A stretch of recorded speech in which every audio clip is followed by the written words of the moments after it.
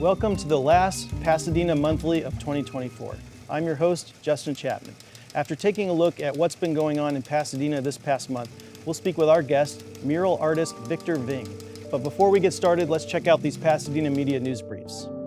Descanso Gardens has officially opened its annual Enchanted Forest of Light, offering a breathtaking holiday experience now through January 5th. This popular installation, running nightly from 5:30 p.m. to 10 p.m., transforms the gardens into a spectacular showcase of lights and sounds. Visitors can stroll through the illuminated garden paths on a 60 to 90-minute walk, surrounded by dazzling displays of light, vibrant colors, and ambient music. Each section of the garden is designed to create a dramatic and immersive atmosphere, turning the natural landscapes into a magical, otherworldly experience. This year's features include the return of Tom Fruin's iconic stained glass houses, glittering geometric sculptures from Hibikozo, the vibrant flower-powered display along the promenade, and stunning lightning effects in the ancient forest. The Enchanted Forest of Light is a seasonal favorite and promises an unforgettable evening for visitors of all ages. For more information or to purchase tickets, visit descansogardens.org. On November 18th, the Pasadena City Council unanimously designated the Pasadena Elks Lodge No. 672, located at 400 West Colorado Boulevard, as a historic landmark.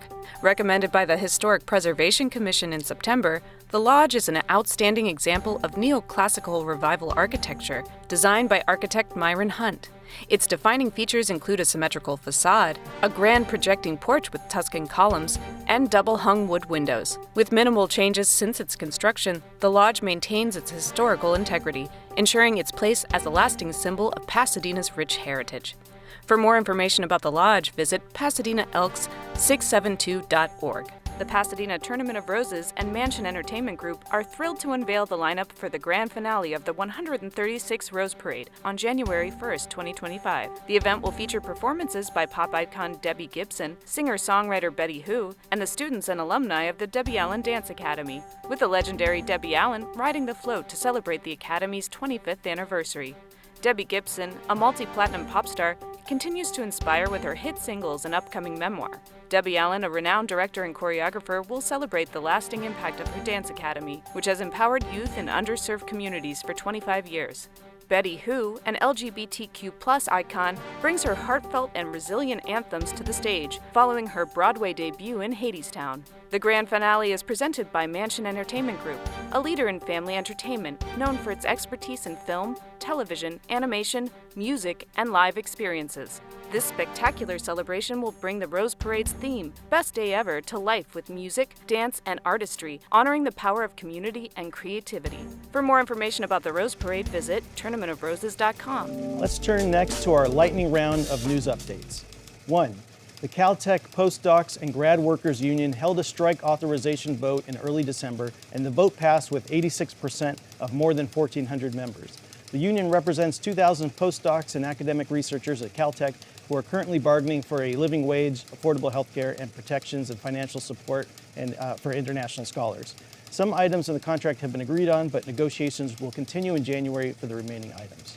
2. The Rose Bowl and the Rose Bowl Legacy Foundation launched an $80 million renovation and enhancement campaign to upgrade the stadium. The initiative includes multiple projects, some of which have already been completed, and is funded entirely through private contributions. The first phase will finish in 2026, and the second phase will begin after the 2028 Olympics. The already completed projects include the refurbishment of the stadium marquee sign, a new sound system, and safe standing sections in the east sideline's first 8 rows. Projects to come include a new field-level club in the south end zone, enhanced fan technology, improved seating which will result in more legroom but about 20,000 fewer seats, one of the largest video boards in the country, and critical infrastructure improvements to gas and water systems. 3. After Brandon Lamar was declared the winner of the presidential contest of the Pasadena chapter of the NAACP, the national office said it is investigating election irregularities, thereby putting those results on hold. 111 votes for Lamar and 76 votes for Vice President Ron Matthews. 25 members of the Pasadena NAACP signed and filed a complaint to the national office with allegations against Lamar's campaign, including unauthorized public statements that depict the Branson in a negative light, an unauthorized vote held by the supervising election committee without full committee present, breaches of confidentiality, and unallowable third-party or non-member involvement. This came after Matthews congratulated Lamar on winning and said, "The outcome was not in my favor. I wish the new officers much success, and I fully support their efforts as we move forward together. 4. The newly elected Pasadena City Council, PUSD School Board, Senator, and others were sworn in. Outgoing council member Felicia Williams gave a farewell speech, and her replacement in District 2, Rick Cole, who previously served on the council from 1983 to 1995 and served as the rotating mayor and vice mayor, was sworn in again. The council elected District 5 Councilmember Jess Rivas as its next vice mayor for 1 year, replacing Steve Madison, who served for the past year. The school board appointed Jennifer Hall-Lee as president, Tina Fredericks as vice president, and Yarma Velasquez as clerk for a 1-year term, and newly elected board member Scott Harden was sworn in. Also, Adam Schiff, who represented parts of Pasadena in the U.S. House of Representatives for 23 years and was a guest on this show, was sworn in as California's newest senator, replacing LaFonza Butler and filling out the last few weeks of the late Dianne Feinstein's term. He was on the ballot twice, so next month he will be sworn in again and begin serving the full 6-year term to which he was elected last month. 5. Last month, the California Apartment Association filed its final written argument in their appeal of a judge's decision against their lawsuit to overturn Pasadena's rent control law. The CAA reiterated its key arguments that Measure H shouldn't have been an amendment because it significantly alters Pasadena's governance structure, among other things. This month, the City of Santa Monica, the Santa Monica Rent Board, and the Berkeley Rent Stabilization Board filed an amicus brief supporting Pasadena's Rental Housing Board in that ongoing lawsuit. The landlord group Pasadena Housing Providers said they plan to pursue a ballot initiative in 2026 to restructure and reform the Rental Housing Board. Meanwhile, Pasadena's rental property owners who failed to register their units by December 22nd, this past Sunday, with the new citywide rental registry, will be prohibited from raising rents or pursuing evictions. Also this month, the council filled a vacancy on the Rental Housing Board with Christine Rodriguez. 6. With Pasadena's independent police auditor, Dr. Richard Rosenthal, set to retire on January 6, the council approved a 1-year, $175,000 contract with the Office of Independent Review Group to serve as the city's new independent police auditor. Teresa Magula of OIR will be the lead representative for the group. OIR has a long history with the city of Pasadena and has conducted a number of administrative reviews of officer-involved shooting incidents over the years. The IPA recently conducted a comprehensive community and an officer survey on the Pasadena Police Department's use of pretext stops, with evaluation of the data and recommendations by subject matter experts expected by January 15th. 7. The City Council held a workshop on the planning process for the relinquished 710 Stub property late last month. The city's Reconnecting Communities 710 Advisory Group established several subcommittees that will focus on the priorities identified by the architectural firm that is consulting on the 710 redevelopment master plan to the city, Perkins Eastman. These subcommittees will focus on restorative justice, land use and data collection, economic study and market analysis, mobility and circulation, and climate resilience. The next community event on the 710 will take place January 25th and focus on the restorative justice framework, including its working definition, process, guiding elements, and relevant case studies. UCLA's Center for Neighborhood Knowledge and Institute of Transportation Studies, one of the 3 consultants the city hired to investigate and document the history and impact of the displacement of the 710 and 210 freeways, discovered that the original route Caltrans wanted would have been further west than it actually is, displacing hundreds of fewer residents and going through the Rose Bowl parking lot, but that the city of Pasadena lobbied Caltrans for the route that eventually got built. 8. The council's Public Safety Committee discussed homeless courts as one idea among several to tackle homelessness following the Supreme Court's grants pass decision earlier this year. That would involve enhancing outreach services and exploring alternative legal solutions for unhoused individuals facing minor criminal charges such as trespassing, petty theft, and public urination. Meanwhile, volunteers are needed for the annual homeless count, which will take place the night of January 22nd and the morning of January 23rd. The deadline to register is January 5th, and volunteers must attend a virtual orientation on January 15th. You can sign up at pasadenapartnership.org. Also, now that Pasadena Housing Director Bill Wong, who was a guest on this show last month, has retired, the application process for the next director will begin in January, followed by screenings and interviews the following month. Jim Wong is the interim director. 9. The council approved a 20-year, 50-megawatt solar power agreement with Grace Orchard Solar 3 LLC, a subsidiary of NextEra Energy Resources, bringing the city that much closer to achieving 100% carbon-free electricity by the end of 2030. The deal will provide power from a solar facility near Blythe, California, starting in 2028. And 10. The LA County Board of Supervisors voted unanimously to designate Owen Brown's gravesite in the Altadena Mountains as a county historical landmark, an effort 35 years in the making. Brown was an abolitionist in the 19th century and the last survivor of his father John Brown's Harper's Ferry raid in 1859. Although the raid failed, it accelerated the Civil War, which began 16 months later. Owen died of pneumonia on January 8, 1889, at his sister's house in Pasadena at age 64. Let's welcome our guest, mural artist Victor Ving. Thank you so much for coming on the show. Yep, glad to be here. Victor Ving is a former New York City graffiti artist who now utilizes his street art experience to create public murals for local communities. He was the founder of Klug House Gallery in New York and operated a national mural agency called Mural Art and Consulting for 8 years. In 2015, Victor and his wife, photographer Lisa Beggs, packed their entire lives into an RV to create their artwork on the road full time. Since then, they have worked with over 70 communities across 30 states to paint their modern-day postcard murals known as the Greetings Tour. Using their classic large letter postcard style, they collaborate with communities to create meaningful murals that seamlessly weave together local culture, history, landmarks, and nature. So tell us a little bit about your early career as a graffiti artist and how that led to your current career as a muralist. Yeah, well, first off, I feel underdressed. I look great. That's a question that often comes up. I think it's interesting to people because it's the more controversial background. But just to set the context, I wasn't like doing gang graffiti or anything like that. It's more like style writing, and a lot of it was legally done. And it taught me a lot about scale, working in the public outside of the comfort of a studio, the medium of spray paint, and I took a lot of the positives and kind of led me to the path I went down and where I am today. And what is the Greetings Tour, and how did that get started? The Greetings Tour is a project my wife Lisa and I started in 2015. Kind of as you mentioned, we packed our whole lives into a small 24-foot RV. We had this idea of traveling, but also trying to give something back to different communities while we travel, not just purely like taking and making our own memories. But we decided to just leave New York and do it for a year. We bought an RV. Lisa's family actually used to own an RV dealership, so it was actually her first job growing up, was washing RVs. Me, as a city kid, I grew up in New York City, didn't know anything about that world, but it was the most economical way to do it.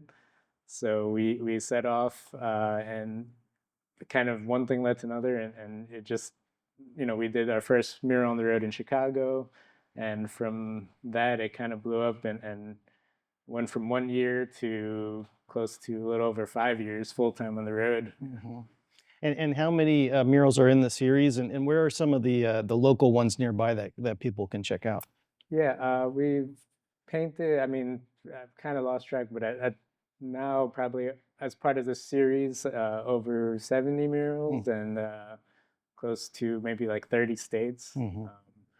And locally, we have 3 in Pasadena that are part of the Greetings Tour, which is, there's one on Highlight Coffee on Lincoln, and then one on Colorado across from PCC on Marion, and then the most recent one, which is the style we're most known for, the classic large letter postcard, is on Colorado and Arroyo.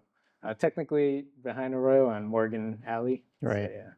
And there's one at Altadena as well. Yeah, we have the same, also 3 and so we try to limit to max like 3. So there's like 3 different styles we do. Yeah. And how do you go about selecting a location, and what's the approval process like? I imagine it varies city to city. Yeah, so like you said, every single city across the country is different.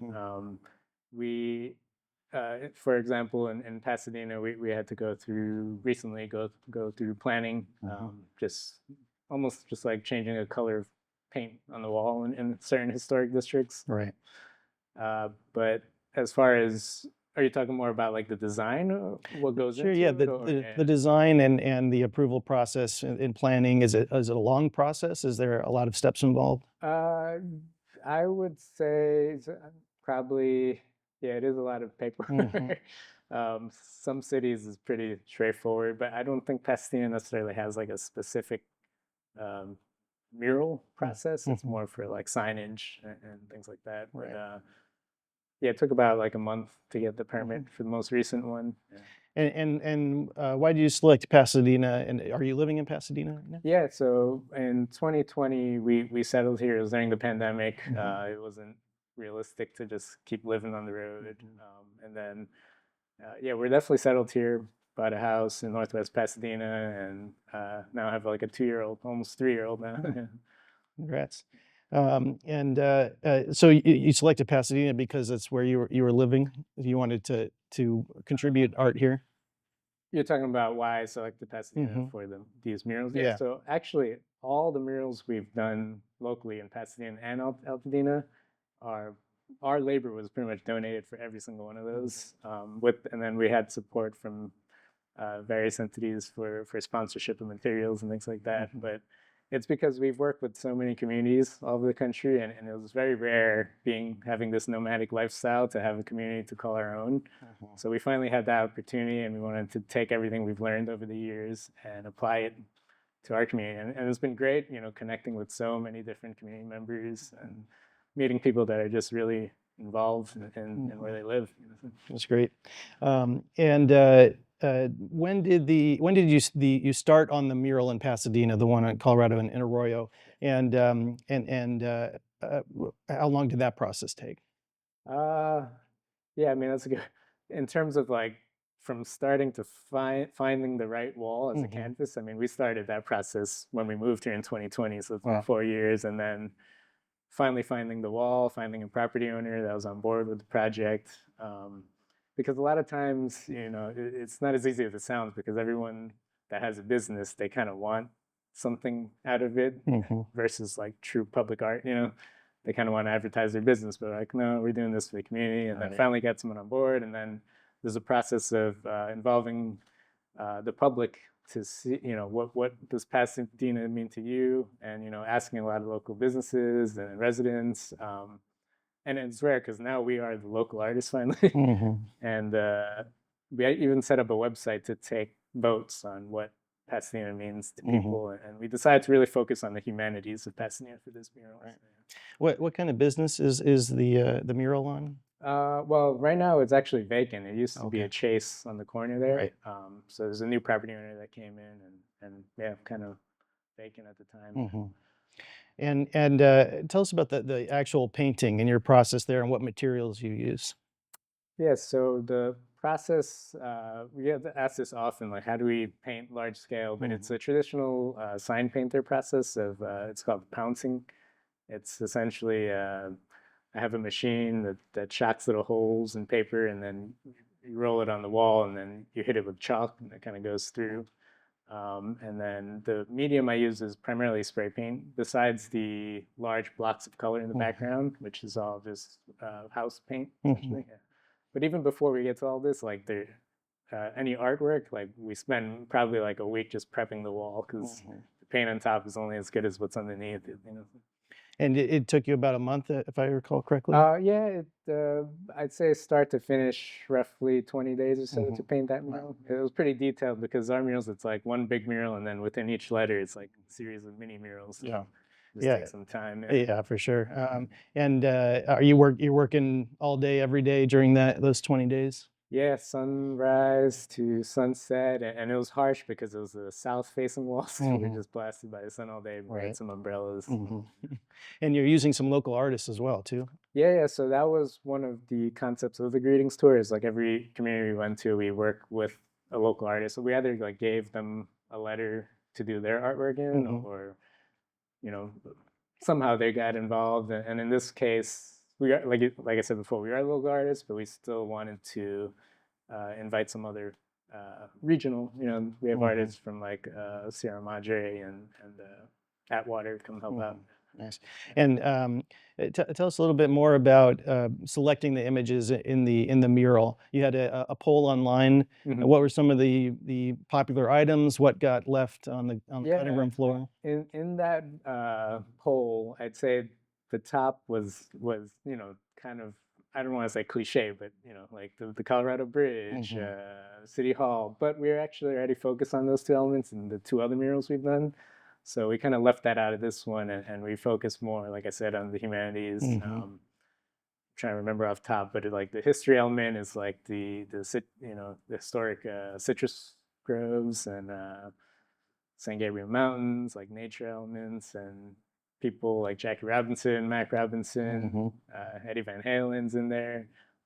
We focused on a Rose Queen, which was the first ever LGBT Jewish and glasses wearing Right. Rose Queen. Yeah, I'm trying to remember what else. Caltech Jack Parsons, we put him in there. Oh, nice. But yeah, we actually have a little Easter egg of ourselves in there too at Eaton Canyon Falls. Well, Phoebe Bridges is in there. Wow. It's great. You included Mac Robinson as well.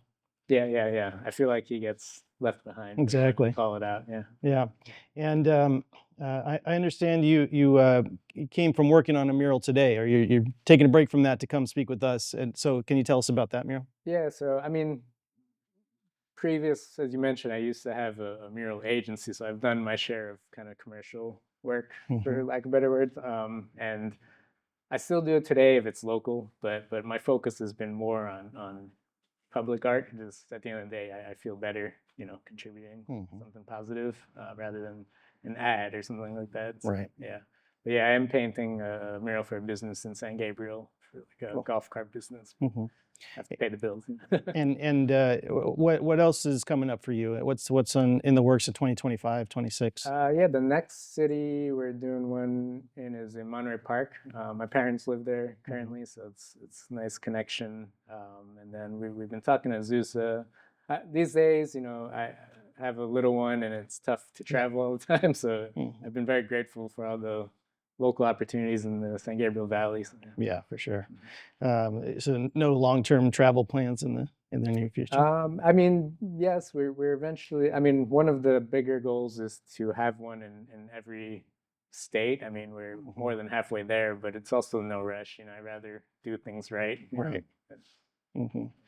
And how can people support your work or get involved? I mean, kind of when people appreciate public art, it helps us in the bigger picture, because one of the elements that we've created with this project is like this wall of fame. So we encourage people when they go visit or collect our murals to support a local business nearby, and then in turn, I think that helps us too. So, and we send people that hit over 10 plus murals, we send them free postcards and prints and things of that nature. So yeah, that's one of our goals, is just to help local businesses increase foot traffic.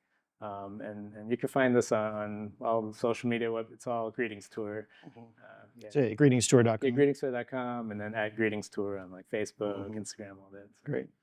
Well, Victor, thank you so much for coming on the show. Thank you for donating these murals to the Pasadena community. I know the community appreciates it. So thank you very much, and everyone go check out the new mural on Colorado and Arroyo Parkway. Thanks so much. Yeah, thank you. All right, happy holidays. Happy holidays. Before we go, here is this month in Pasadena history. In keeping with the mural theme of this episode, it was this month in 1989 when artist and activist Keith Haring was invited to paint a mural at Art Center's Hillside campus to serve as a permanent memorial to members of the art community who have died of AIDS, and as a symbol of hope and compassion. The mural was painted over 2 days in conjunction with the second annual World AIDS Day, then called AIDS Awareness Day, and as part of the first ever Day Without Art. Today, covering a large wall across from the Fogg Library entrance, it offers a daily source of inspiration to the college's growing community of students focused on social impact art and design. Haring's painting also stands as a tribute to Haring himself, who died of AIDS-related complications in February 1990, just 2 months after the Art Center public work was completed. Keith Haring's mural is available to view from 9 a.m. to 6 p.m. when classes are in session. Guided tours are available at noon on the fourth Saturday of each month from June to August.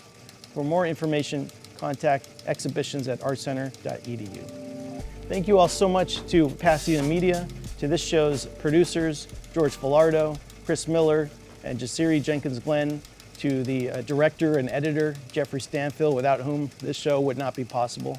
And to all of you viewers for watching Pasadena Monthly this year, a year in which it became an award-winning show. So thank you for watching. I hope you all had a Merry Christmas, and I wish you and yours a very Happy New Year. Remember to tune in every fourth Friday of the month at 5 p.m.